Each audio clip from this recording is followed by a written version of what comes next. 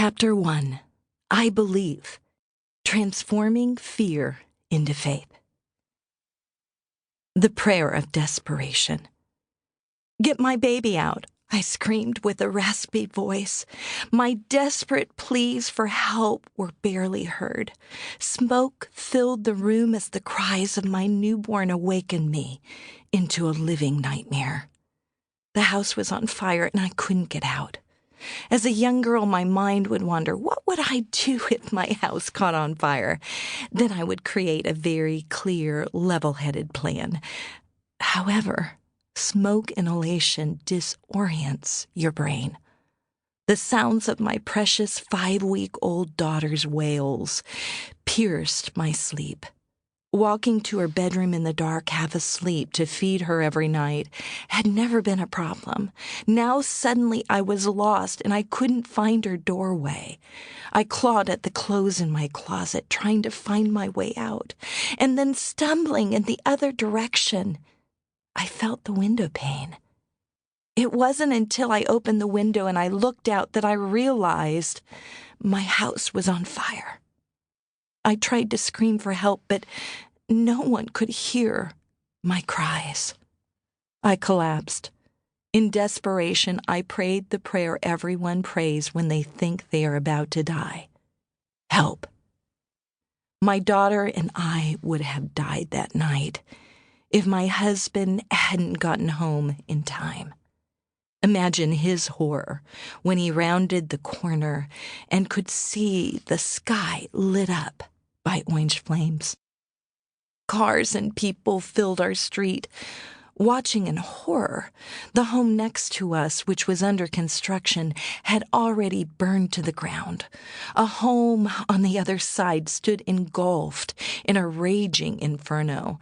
The family of 4 stood huddled together, watching all of their belongings turn to ash.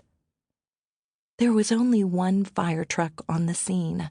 The other fire truck sat motionless, waiting for a passing train.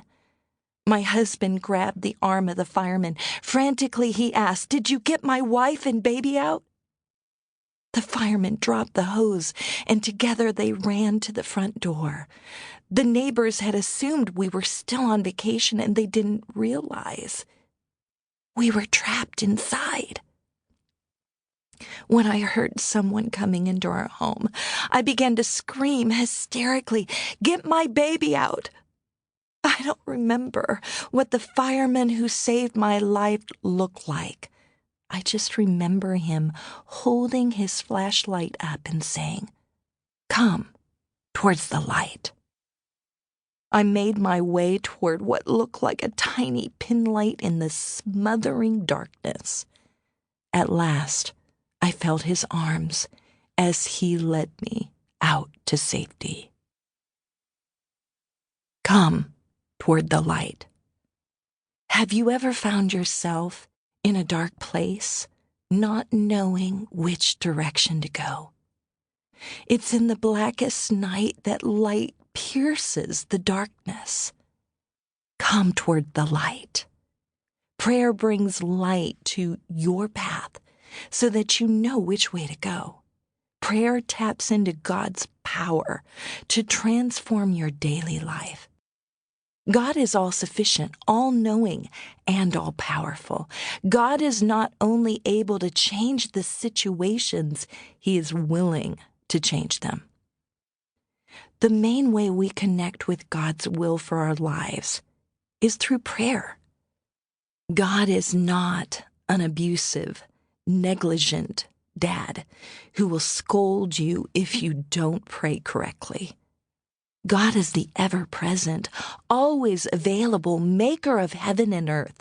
It's in His presence that there is fullness of joy.